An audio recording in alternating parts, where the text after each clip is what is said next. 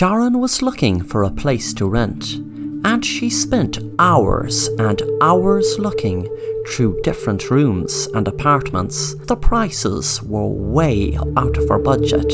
She felt like she would have to have a super high-paying job to even pay the rent, don't mind the cost of living on top of that. She kept looking at different houses, and there was a great choice, but that great choice came with an even greater price. And not greater as in value, but greater as in a very high price. She was about to give up when she had to look twice to see, was she seeing things, or were her eyes playing tricks on her from staring at the screen for so long. There was a really nice apartment complex in what looked like a lovely neighbourhood near where she wanted to rent. What caught her eye was rent a room and a living room plus use of swimming pool, entirely free in this beautiful spacious house in a beautiful neighbourhood. You will be able to stay indefinitely, but just need to take part in a training session to help finding ways of bettering ourselves through a modern day type of experimental wellness therapy. When she scrolled down to the bottom of the page, under the photo of the complex, it had written in bold red writing, "If interested, please reply as soon as possible, as there is only a few positions to be filled." The complex can hold plenty people, as it has more than 30 spacious bedrooms and leisure rooms, etc.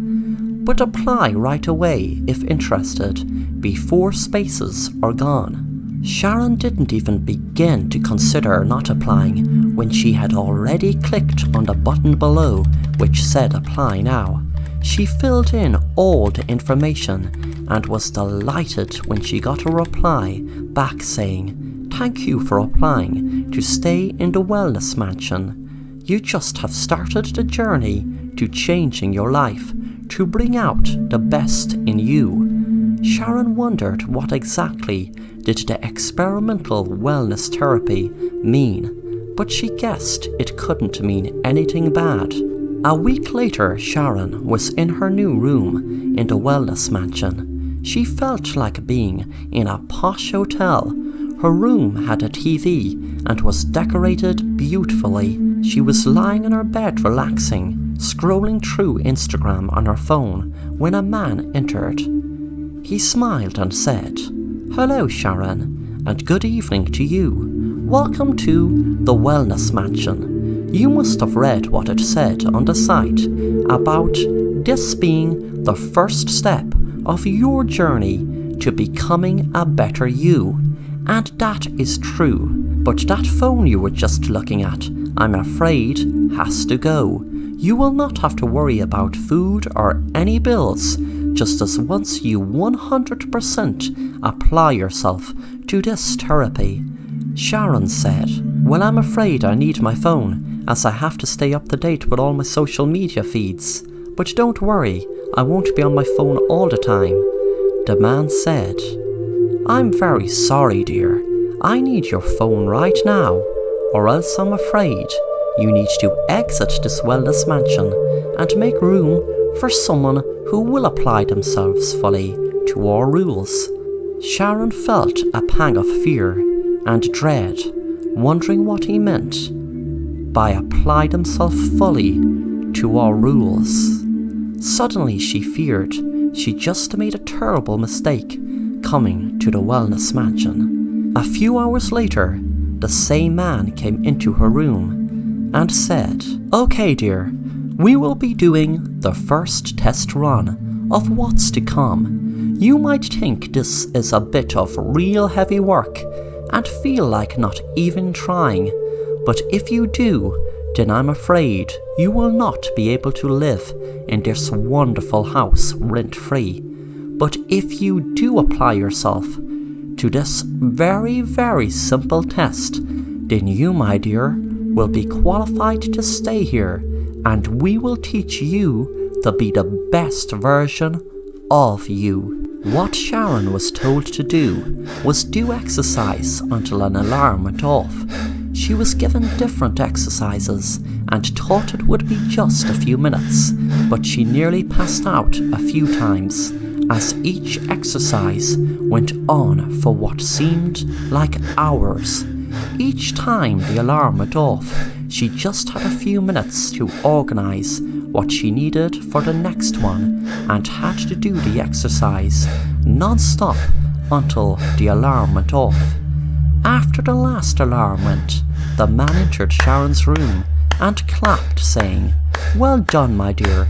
You did absolutely fabulous. You now have full use of this house."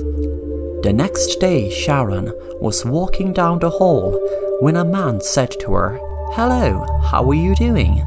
Sharon said, "I'm great, thanks. I'm a bit stressed though about what I was made do last night." The man's pleasant expression changed, and he grabbed Sharon by the throat and said, "Don't complain. You don't know how good you have it. Just do what you're told, and if not, then you will suffer. But on the other hand, if you do what you're told, you will gain more than happiness. You will gain euphoria." Sharon was shaking with fear after the man said what he said. He let go of her and she ran back into her room and shut the door. She shook in fear, realizing that there was no bolt in the inside to lock herself in. The next day she was made do extreme exercises for hours and hours, and when she told them she wanted to go home, a man gave her a phone to scroll through the photos and said, "That is what happened the last person who wanted to go home." She nearly got sick when she saw different photos of a person being brutally tortured in different ways. There was a weird red siren in the background where the man was being tortured. She asked what was the siren there for. The man said, "Thanks for showing interest. Well, just put it this way. Hopefully you will never see that siren go red and flash, because if you do, then that's the end of you." Suddenly Sharon got her fork and stuck it in the man's eye while she stuck the knife in his neck and ran out the door. She was feeling lucky that no one was in the hall to stop her, and before she knew it, luckily she was outside, safe in the street. She ran across the road and an elderly lady said, "Oh my goodness, dear, what's wrong? Please come in, dear." Sharon was shouting, "Help me, call the police, please call the police," and was about to go in the door when she saw something in the window of the woman's house. It was a red siren. The man's words came flooding back to her. Hopefully she will never see the siren flash, because if she did, it was the end of her. Sharon had realized the woman must have been one of them. She ran down the street, but as she ran, she noticed on every single window, in every single house, there was a red siren flash. She panicked as she was surrounded by people all over the street, and she knew there was no escape.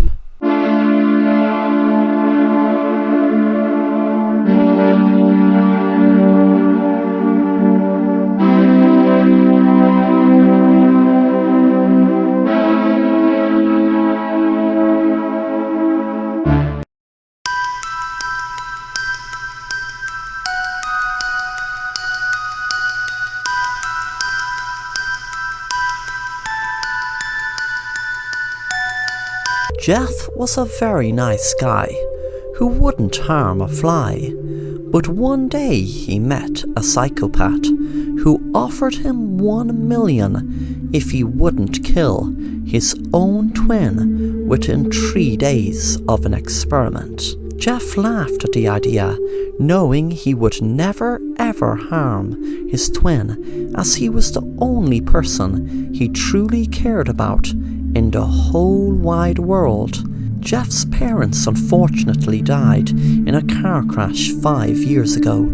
Jeff also needed the money to pay off his mortgage and other bills he had outstanding, so the idea of being offered $1 million for not killing his own twin was too good to be true. Jeff even told his twin Darren about the idea, and Darren said, "Go for it." Jeff knew in his right mind he wouldn't kill his twin, but he feared they would drug him or something to drive him crazy, and he took every precaution his twin would be safe, and then he would collect his $1 million and they both would forget about their crazy plan. The first day the experiment started, Jeff was put into a white room. There was no chair or table or anything else, just a plain white room. After a while, Jeff felt dizzy and faint without any food, and the whiteness drove him crazy. Eventually he tried to lie down to get some sleep, but as soon as he did, loud music came into the room. He didn't even have a clue where the music was coming from, as he saw no speakers. The next day he woke up, and one of the walls was replaced with a huge mirror, so he could see himself in the mirror. He stared at himself and realized how tired he looked. When he went to sleep, he slept sound until he woke up. Darren's voice filled the room through the hidden speakers. "Well done, Jeff. You are doing great. This is day 3. You've just a few hours before you collect your $1 million. Good luck." Suddenly more loud music filled the room, and this time it seemed to be so loud he was wondering why the mirror didn't crack. Suddenly it stopped, and Darren's voice filled the room again. "Okay, Jeff, you're doing extremely good, but you might wonder why the mirror didn't crack. That is because it was reinforced, bulletproof glass that wasn't affected by the noise. But there will be a gun appear on the ground just now. You just need to make 10 different movements in the mirror and then shoot your reflection. Then you are free to go. Also, don't be surprised when the glass breaks, as the bulletproof cover to the mirror was lifted, so it's just an ordinary mirror now." Jeff made 10 different movements and lifted the gun and shot the glass. He then froze when he realized on the other side of the glass, his reflection wasn't him standing holding a gun. It was him lying down dead on the ground. Darren walked into view and said, "Well now, Jeff, I guess you won't be getting your $1 million. You see, I told a little white lie. Maybe, I'm not sure, or was it I left out some very important detail concerning you?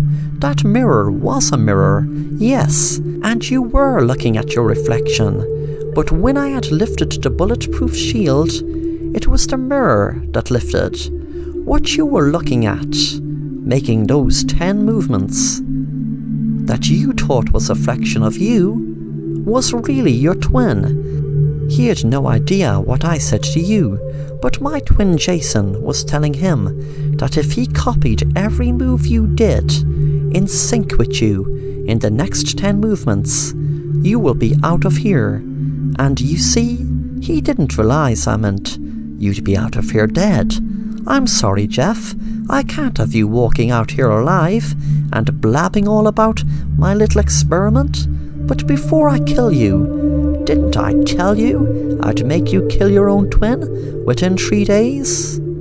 Then Darren lifted the gun and shot Jeff in his head.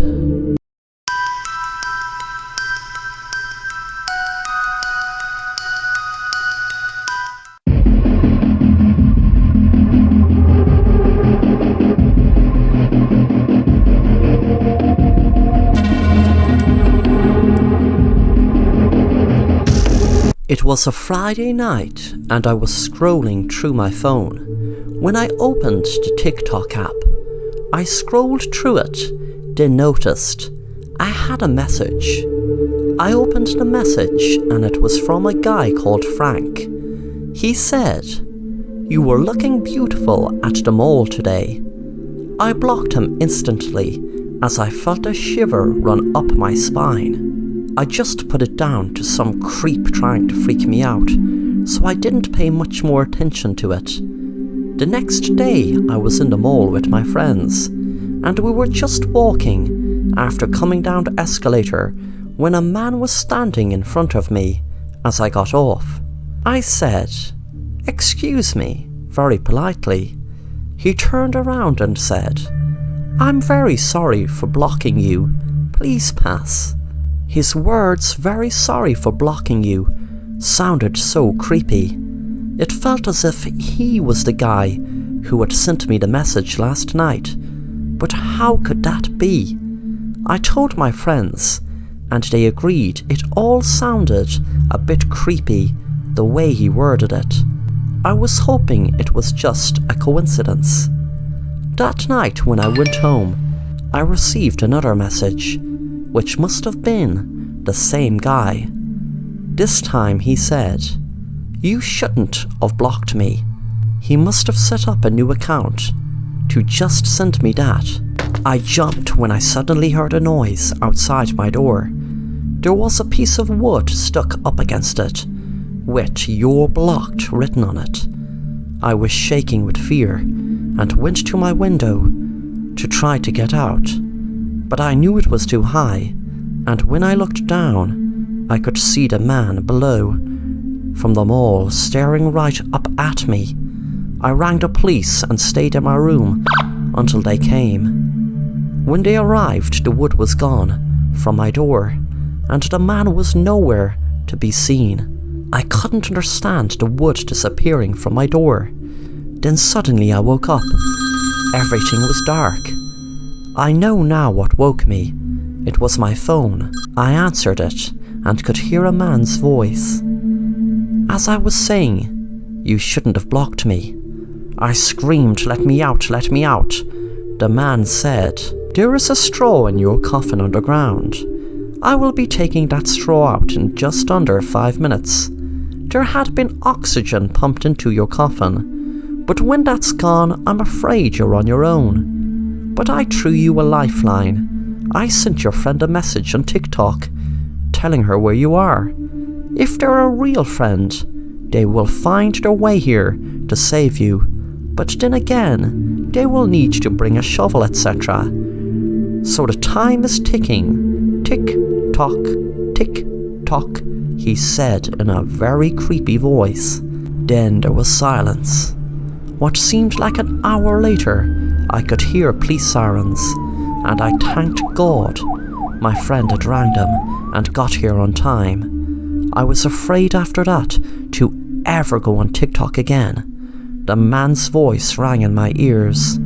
Tick tock, tick tock.